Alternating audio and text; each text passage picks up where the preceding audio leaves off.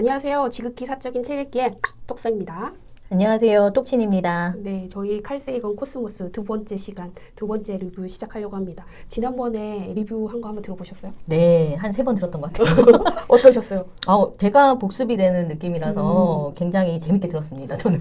저도 여기 오기 전에 한번 들으면서 차에서 왔는데 이거 들으니까 또 되게 새롭더라고요. 저희가 공부한 내용인데도 그러니까요. 다시 복습하는 개념으로 진짜 좋은 것 같다. 진짜 이것이 저희에게 더 도움이 되는 거구나라는 생각을 많이 했습니다. 오늘 할 부분은 6장하고 7장 리뷰할 건데요. 6장은 여행자가 들려준 이야기입니다. 우선은 진행 방법은 저희가 이 여행자가 들려준 이야기에서 저자가 주로 어떤 메시지를 전하려고 하는가. 그리고 두 번째는 저희가 각자 인상 깊게 읽었던 부분, 에피소드를 한번 나눠볼게요. 우선은 이 여행자가 들려준 이야기는 여행자라는 거는 뭐냐면 우주선을 띄웠거든요. 보이저라는. 그래서 목성과 토성을 탐사하게끔 했어요. 그 우주선이 보내준 사진으로 이야기를 들려준다라고 표현을 했어요. 근데 이 얘기를 할 때 예전에 과거의 역사적 사실을 통해서 여행자, 우리가 예전에 지역에 갇혀 있다가 점점 배를 타고 멀리 세계를 곳곳을 여행하면서 다시 돌아왔을 때 여행 이야기를 해주잖아요. 그것처럼 우리의 인간은 계속 뭔가를 탐험하려고 하는 본능을 가지고 있대요. 지금 지구가 둥글다라는 거를 알고 있지만 예전에는 둥글다라는 생각을 못하고 평평하다고 생각했고 멀리 나가면 낭떠러지가 있어서 거기서 떨어져 죽는다고 생각했기 때문에 멀리 나가지 못했는데 이제 사람들이 탐험 정신이 발동을 하면서 지구가 둥글다라는 걸 알고 세계 곳곳을 여행하면서 세계를 정복을 했죠. 그러면서 여행의 이야기를 들려주듯이 이제 우주가 우리의 탐험 대상이 된 거예요. 그 우주를 여행한 우주선이 우리에게 들려주는 여행 이야기라고 하면서 우리의 인간의 본성은 탐험이다. 왜 너무 장황하게 길어지는 것 같은데? 탐험이죠. 네, 인간의 본성은 탐험이다. 네. 그래서 지금부터 우리의 본능에 대해서 한번 얘기해보자. 이런 게 주요 메시지인 것 같아요. 제가 너무 장황하게 길게 얘기했는데요. 똑치님 어떠신가요? 네, 지금 말씀하신 것처럼 저희 인간의 어떤 탐험 본능이 15, 16세기, 17, 18세기에 지구 전체를 탐험하는 걸로 이어졌었잖아요. 네네. 그렇다면 지금 현재는 우주를 탐험하는 거죠. 네. 그래서 15, 16세기에 스페인에서 아조레스 제도까지 가는데 며칠이 걸렸는데 지금은 이 시간에 지구와 달까지 간다는 거죠. 그다음에 대서양을 횡단해서 아메리카 신대륙까지 도착하는데 몇 개월이 걸렸는데 오늘날은 태양계를 가로질러서 화성이나 금성까지 도착할 수 있고요. 또 17, 18세기에 네덜란드에서 중국까지 가는데 1년, 2년 걸렸다면 오늘날 이 보이저호는 이 시간이면 지구의 목성까지 갈 수 있다는 거죠. 네. 그래서 이 우주선이 여행한 이야기를 저희한테 들려주는데 그 전에 인간의 본능은 탐험이기 때문에 역사적 사실로 우리 세계를 탐험한 역사적 사실을 얘기해줘요. 근데 여기에서 이 책이 쓰여진 시기가 1970년대이기 때문에 칼 세이건이 우주 탐사 계획을 했던 우주선은 1977년에 이제 제작해서 발사한 보이저호를 그 주요 내용을 하고 있어요. 근데 지금으로부터 30년 전이거든요. 과학의 기술은 30년이라고 하면 엄청난 시간이고 그 기간 동안에 그 과학 기술의 발달이 기하학적으로 발달했기 때문에 지금 현재 여기에 나와 있는 우주에 관한 지식이 좀 많이 다르죠. 네, 네. 다른 우주선들도 이미 목성과 토성에도 갔었고요. 네. 더 많은 사진을 저희에게 줬죠. 네네. 그래서 지금 유튜브로 보면 내셔널 지오그래피에서 목성과 토성에 대한 영상이 한 40분에서 1시간 정도 되는 영상들이 각각 있어요. 그 영상을 보는 것이 이 책을 읽는 것보다 더 나은 것 같고요. 우주적인 지식만 따지자면요. 그런데 이 칼 세이건의 책은 굉장히 매력적이게도 이런 우주적인 지식을 제외하고 인문학적 지식이나 그다음에 우리의 사고의 깊이를 넓고 깊게 할 수 있는 생각을 제시할 수 있는 글이 굉장히 많아요. 그 부분에 있어서 제가 꽂힌 부분은요. 인간이 가진 본성 중엔 탐험이 있는데 그 탐험이 전 세계화 될 수 있던 거를 인류의 15세기, 17세기로 잡더라고요. 그러니까 제국주의의 탄생이죠. 이때 이렇게 얘기하고 있어요. 분수에 넘치는 야망, 재화에 대한 탐욕, 국가적 자존심, 국가 간의 경쟁심, 종교의 맹목적인 강신, 재수의 대량 사면, 과학적 탐구심의 발동으로 사람들은 유럽 밖으로 내몰리는 상황에 직면했다. 그러면서 결과적으로는 이런 제국주의, 이게 지구를 하나로 묶고 지역주의적 문제를 해소해서 인류를 하나의 종으로 통합하는 데 큰 기여를 했다라고 말을 해요. 이 부분에 있어서 제가 좀 획기적이었던 게 예전엔 제국주의를 부정적인 시선으로 많이 봤어요. 서양에 의한 폭력적인 동양의 폭력적인 제압이라고 생각을 했거든요. 근데 지금은 이 칼 세이건의 의식으로 시선으로 보니까 이게 지역주의를 벗어난 전 세계화에 정말 기여를 했을 수 있겠다. 실제로 또 했다라는 생각이 들더라고요. 그래서 이게 되게 인상이 깊었어요. 이 말이. 그리고 뒤에 보면 아까 말씀하신 네덜란드 17세기 네덜란드 상황도 너무 재밌었고요. 이거는 똑치님이 얘기해 주시면 좋을 것 같아요. 네, 네덜란드의 상황이요. 네. 네, 이 17세기 후반부터 18세기 초반은 거의 네덜란드의 독자 무대였죠. 왜냐하면 이 네덜란드는 너무 작은 나라여가지고 외교를 하면서 살 수밖에 없었고, 그래서 이 무엇이든 받아들이겠다 하는 철저한 이 평화 정책과 그다음에 정통에서 벗어난 사조에 대해서도 굉장히 관대했었대요.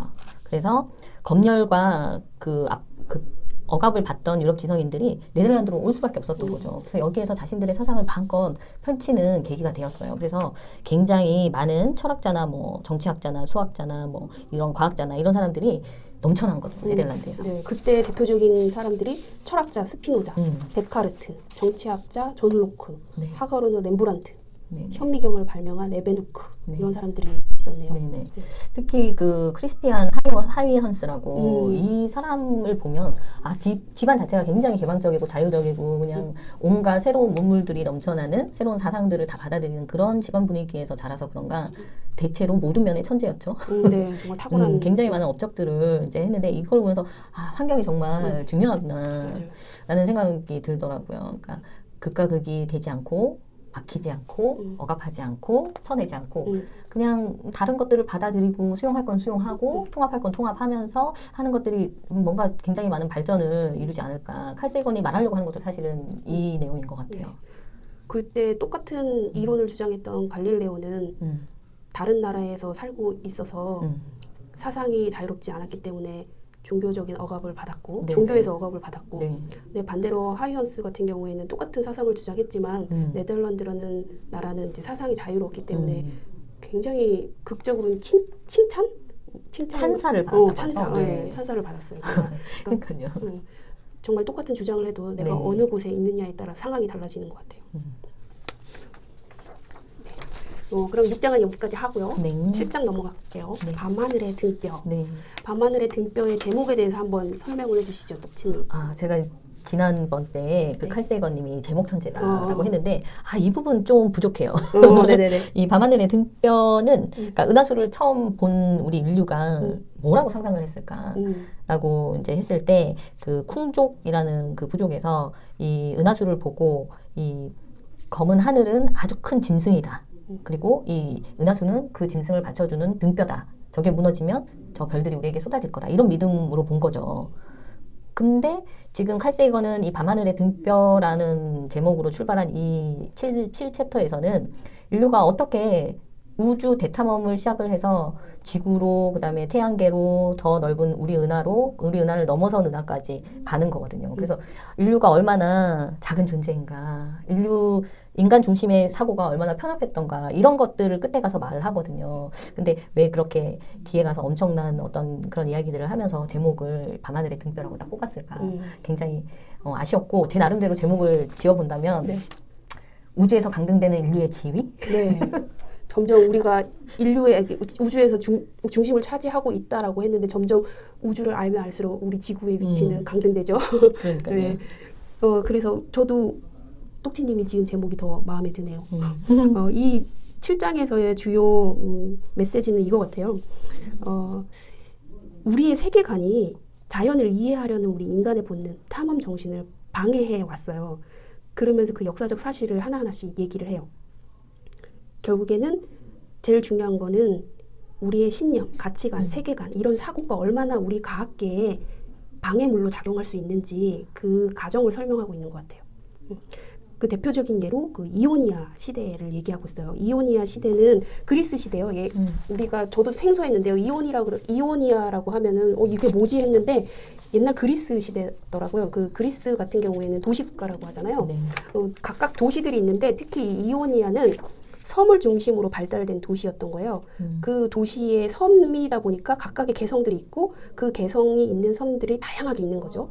그리고 섬이다 보니까 지리적으로 떨어져 있어서 정치적으로 강한 권력이 없었기 때문에 자유로운 탐구가 가능했어요. 그래서 개성과 다양성이 존중을 받았고, 그리고 우리가 그리스 시대 하면은 당연히 문명의 중심지로 서로 문명이 교차하는 길목에 있다라고 배워왔잖아요. 마찬가지로 이오니아도 그리스였기 때문에 문명의 중심지로 그 문명이 교차하는 길목에 있었어요. 그래서 이집트, 메소포타미아, 아프리카, 아시아, 유럽 이런 문화가 한데 어우러져서 만난 곳이었습니다.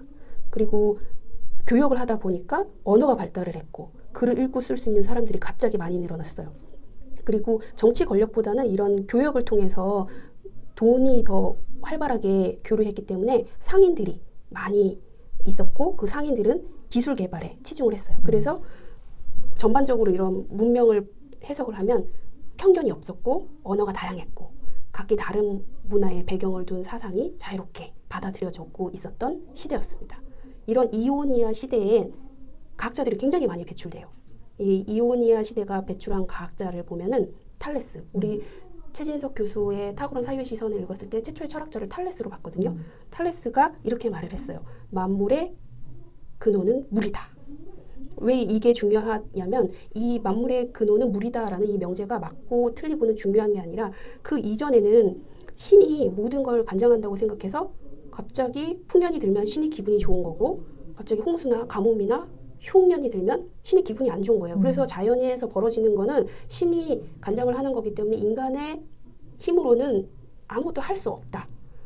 신이 다 알아서 하는 거다라는 세계관이었다면 이 탈레스부터는 이제 만물의 근원이 물이기 때문에 그 물리적인 힘으로 만들어진 게 만물이기 때문에 그 물리적인 거를 잘 관찰하면은 인간의 힘으로 어떻게 할 수 있다라는 그 인간의 중요성에 대해서 인간의 뭔가 이제 가능성에 대해서 생각할 수 있는 사고를 뒤흔드는 발상의 대전환이 일어났던 거예요. 그래서 탈레스를 최초의 철학자라고 하고요. 바로 이 탈레스가 이오니아가 배출한 학자입니다.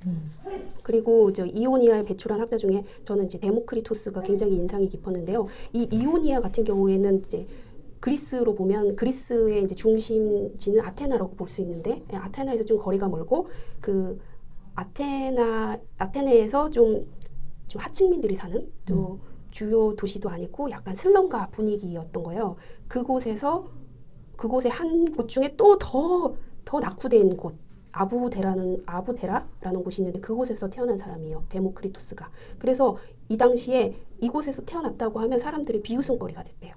근데 이 사람 굉장히 멋있는 사람이더라고요. 그 인생관을 보면은 삶은 세상을 즐기고 온 세상을 이해하는 것이다. 그에게 이해는 즐거움이었다고 합니다. 그리고 이렇게 말을 했어요. 축제 없는 인생은 여간이 없는 긴 여정과 같다. 그리고 이 사람 철저한 유물론자였는데요. 이렇게 말을 했다고 하네요. 생각과 감각은 물질이 아주 세밀하고 복잡한 방식으로 모아졌을 때 나타나는 물질의 속성이지 신이 물질이 불어넣는 영혼의 속성이 아니라고 이야기했다고 합니다. 그래서 칼 세이건이 이제 계속 얘기하는 거 보면 칼 세이건도 철저한 유물론자예요. 우선은 현대 과학적인 방법을 보면 계속 실험을 통해서 증명하고 논증하는 과정을 통해서 정반합 과정을 통해서 최종 결론을 내리잖아요.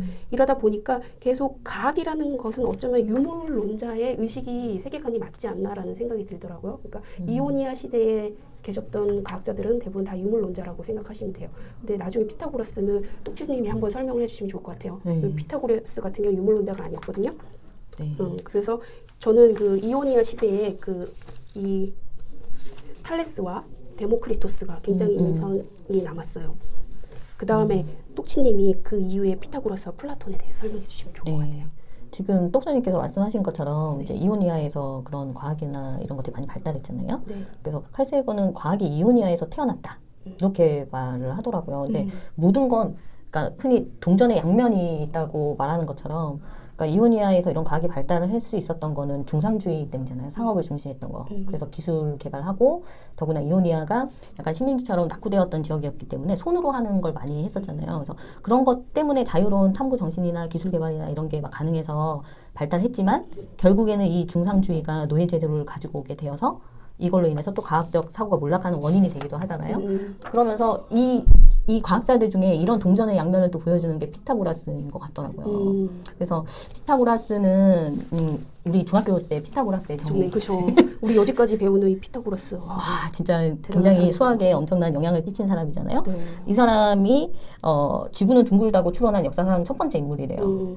그리고 현대의 모든 과학 연구에서 필수적인 수학적 논증의 전통이 이 사람으로부터 시작이 되었던 거고 코스모스라는 단어도 처음 사용한 사람이고 그다음에 우주를 인간의 이해 범주 안으로 끌어들인 사람이고 그런데 이 사람은 수학자이긴 한데 실험주의자가 아니었던 거예요. 머릿속으로 생각을 해서 사고를 해서 어떤 수학적인 공식이나 이런 것들을 밝혀냈던 것 같아요. 그래서 이 사람은 신비주의자라고 또 이야기할 만큼 이 피타고라스 학파가 종교처럼 이제 이렇게 간 것 같아요. 그래서 나중에 플라톤이라든가 기독교 사상에도 지대한 영향을 주게 되거든요. 특히 이제 유리수였던 정수를 되게 중요시하게 생각을 했는데 이의 제곱근이 무리수가 나오고 그다음에 뭐 12면체에 대한 이야기들을 밝히지 않은 거예요. 그걸 이제 일반 사람들은 몰라도 된다 뭐 이런 식으로 이야기를 하면서 숨기게 되었는데 이거를 밝혔을 때는 분명히 이거 자기네 이 피타고라스 학파에서 얘기하는 것과 다른 관점들이 나올 거거든요.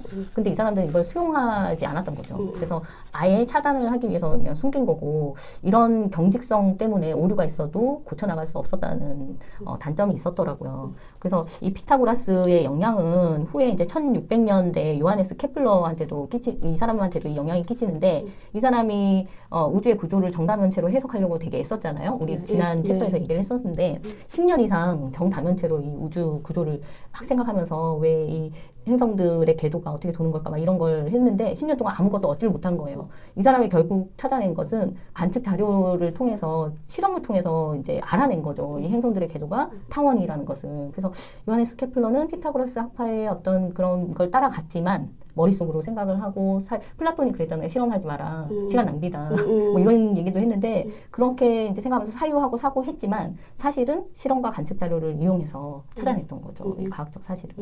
네, 그래서 이 피타고라스는 약간 동전의 양면 같은 사람이다라고 생각이 드네요.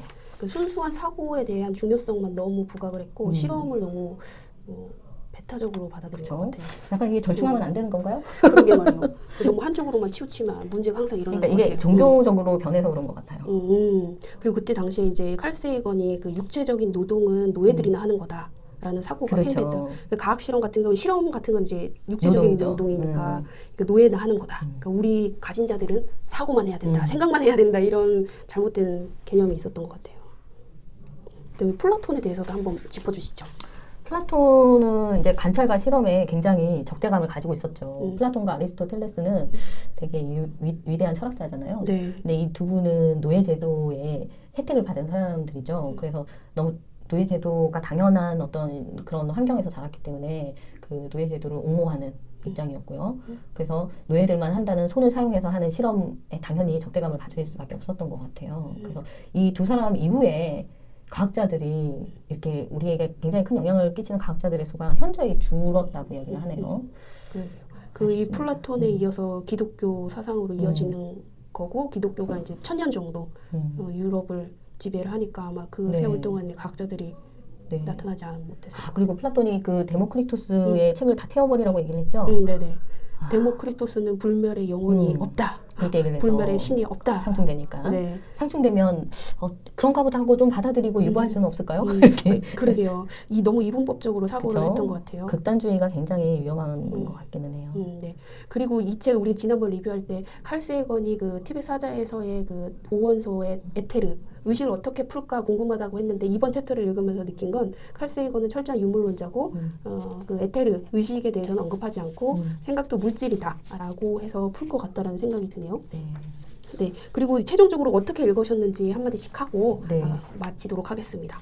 저는 이 챕터를 읽는데 6장과 7장을 읽는데 칼 세이건이 이제 죽은 후 그다음에 이제 보이저 탐사 뭐 이런 우주 탐사 후에 시간이 많이 흘러서 우리가 알고 있는 우주 지식이 칼 세이건이 살았을 때 갖고 있는 우주 지식보다 방대하고 깊어졌어요. 그래서 이 책에 쓰여 있는 우주 지식은 솔직히 구식이라고 볼 수 있고요. 다만 이 책이 빛을 발하는 것은 그의 인문학적인 지식과 생각인 것 같아요.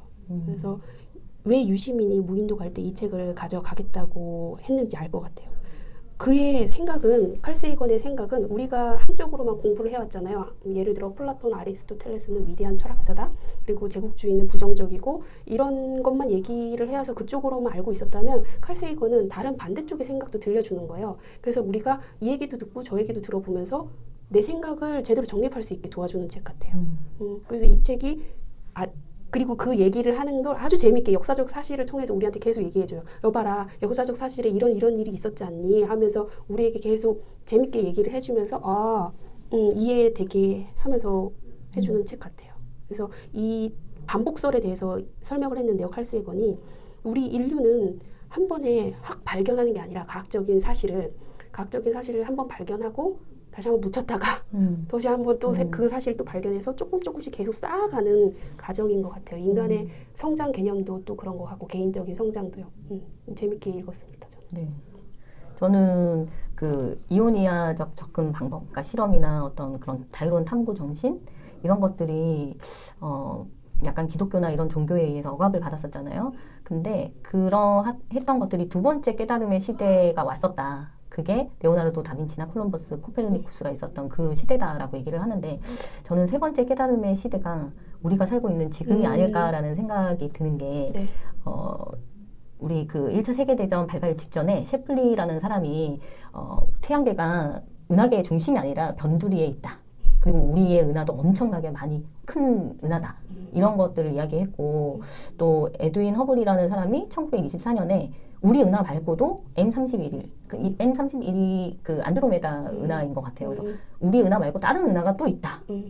그렇게 따지면 흐려서 이렇게 멀리 흐려서 이렇게 안 보이는 것뿐이지 저 코스모스의 어둠 속에는 1000억 개가 넘는 엄청난 수의 은하들이 널리 흩어져 있을 것이다. 이렇게 이제까지 우리가 알아냈잖아요. 그리고 우주선을 띄워서 목성 토성을 갔고요.